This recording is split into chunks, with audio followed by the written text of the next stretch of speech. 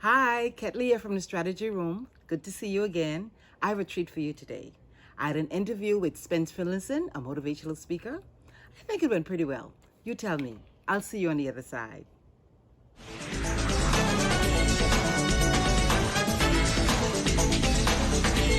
Welcome back to Immediate Response. My guest today in this segment is Ketlie Butler, a performance, I don't want to use the word enhancement with you again this time, a life coach and all that good stuff, eh? But we're talking leadership and everything else, work and work ethic and stuff like that. What we spoke about the leaders and managers, excuse me, the devil is a liar. And supervisors. What about the line staff? What are their responsibilities? Ketlie.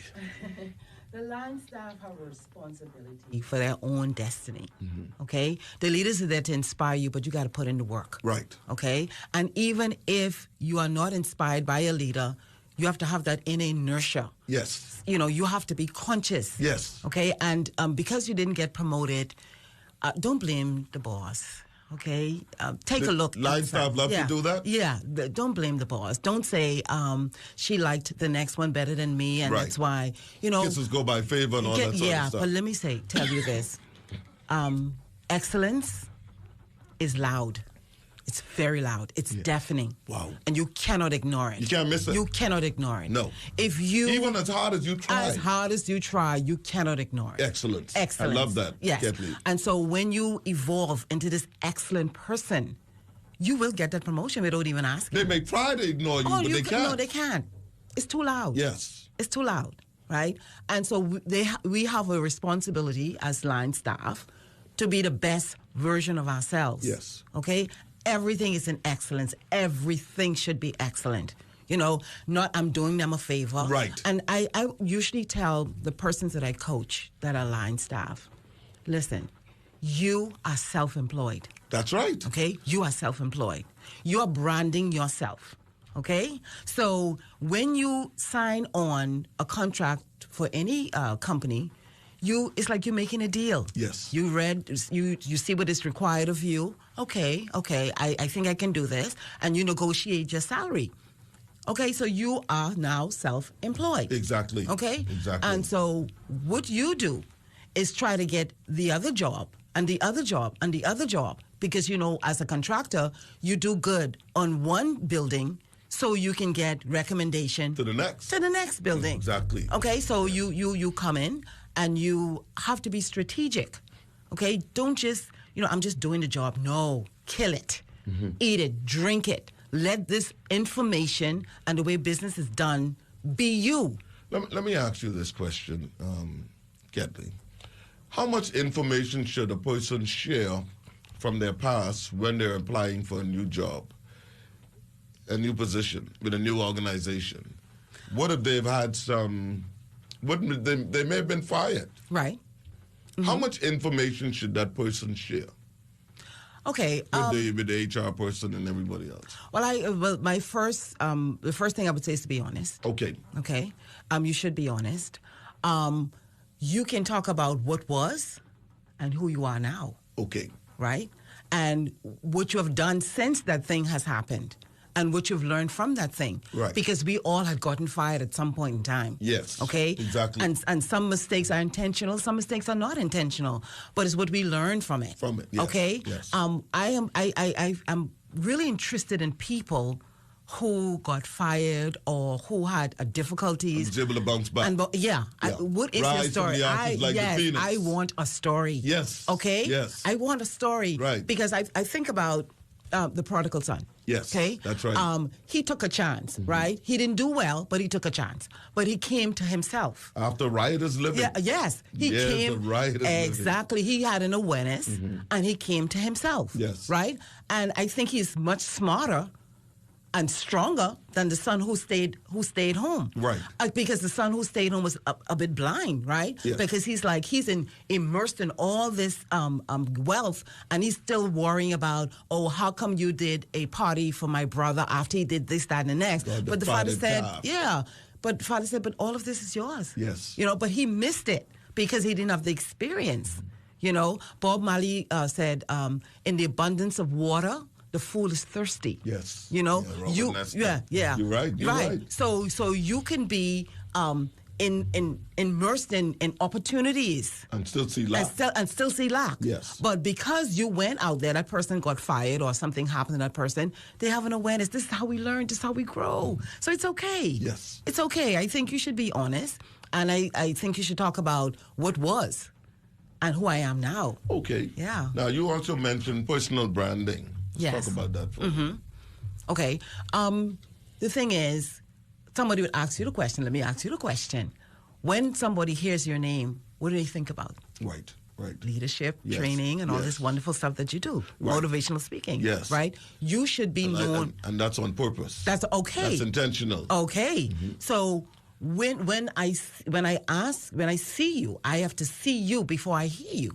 Right? Yes. I want to see you before I hear you. Exactly. What are you known for? Oh, I'm known for excellence. What are you known for? Oh, she can cook curry and rice, the bomb, the best. What are you known for? And who you should be known for is who you are. That's right. Inner you. That's right. Inner you. Yes. And I always tell people, be a student of yourself. Or as someone else will, and become your master. Good stuff. Okay? Good stuff. You can't let anybody pull those strings. Good stuff. Okay? Yes. And so you have to also protect your peace. Okay? Now, let me go to this one with you, please. KB. Okay. Yes, if I KB. can call you KB. Yes. I am an observant person. I like people, so when I'm engaging with people, I pay attention. Yes. All right? When I worked at Batelco, back in the day, the ladies in the office used to say, boy, if you listen, you should be a CID. You don't miss nothing. But I'm observant, okay? I could see a car that's parked in my neighborhood that shouldn't be there. And everybody else would pass that car and think it's normal. Okay. To me, that's out of place. Right. That's paying attention. Right. Now, here's what I want to bring to you. I was listening to a lady one day chat in a restaurant bragging about her boss. And she says, oh, I have a good boss. Bang, bang, bang. So at the end, I said, why do you say, why is your boss so good? Oh, well, he's a good manager because he's a good boss because he allows me to come late. He don't say anything. I could get time off when I need to take my children to the doctor. That's what she considers a good boss. Okay. A lot of Bahamians consider that kind of person a good boss. Okay. They don't like the person who's a disciplinarian. Right. Who will make you accountable. Okay. Speak about that, please. Okay. It goes to your belief system. Okay? If you have a superior belief system, then your thinking is superior, your life is superior. Okay? Now, if your belief system is broken and it's not properly developed, you think being laissez-faire and lazy is the way to do it. Yes. Right? So when you are coaching or training somebody, you do mindset first. And mindset speaks to who you are, your belief system. Yes. Okay? So as you begin to work with people and they begin to see things differently, become aware, then that is unacceptable. That is unacceptable because I had a young lady who I managed. She used to find ways to try not come to work. Wow. Yeah. How do you mean? Yeah, not come to work. Reasons Really? to stay home. You know, but then, after working with her for a time, and realize? Now she is stellar. So, KB, there may be others out there like that who want to find reasons not to come to work. Yeah. And sometimes, like I say, it's a myriad of things because you would realize a child, like a 2-3-year-old, they want to mimic you. Right. They want to mimic mommy. They want to walk around with your boots, walk around with mommy's dress, and they're calling out for something. Right, but we push them down. Take that shoes off. Take off my dress. Right. You know. So what's the point? What's the point of trying hard if every time I try somebody's knocking me down? Yes. No excuse, mind you. Right. But I'm just giving you an explanation of why the belief system is what it is. And they stay away from work. Wow. But it takes somebody to say something because words are powerful. Yes. Right. They're powerful. Yes. And I'm talking to you now. My words now leaving me, going into the atmosphere, going into your head, yes, and the other persons who are listening to me. Exactly. You know, so it's and they are listening to Reese Gibson's very interesting show. Thank you, Therese. Yeah, and so your belief system determines how you behave, what you do. Right. Right. And like I said, we're looking at symptoms. We're looking at symptoms, and then we're attacking the symptoms, and we're judging the symptoms. You know. Walter Hanchel on Bishop. on Wolford, I think it is. Yes. And I pass there sometimes, and I see men, Yes. right? Yeah. On standing in line, waiting for food. Every somebody's day. husband, Every day. somebody's husband, Yes. somebody's brother, Right. Maybe a future CEO, tied up. Maybe because of what somebody said, or maybe because of what somebody did not say. Exactly. Right? And I yes. see potential just standing there, and sometimes I shed a tear. Good stuff. It Good hurts. Stuff. Good but stuff. and so that is the symptom. Right. But that's not the problem. But we attack the symptom. Let's get to know that person and get to the problem. Find them where they are and take them to where they would want to go. Good stuff. So tell me, how did you like it? Interesting? Well, the treat is a couple of them that's going to be dropping, because we broke it up in about 4 to 6 segments. So I hope you enjoy the next one. See you later. Bye-bye.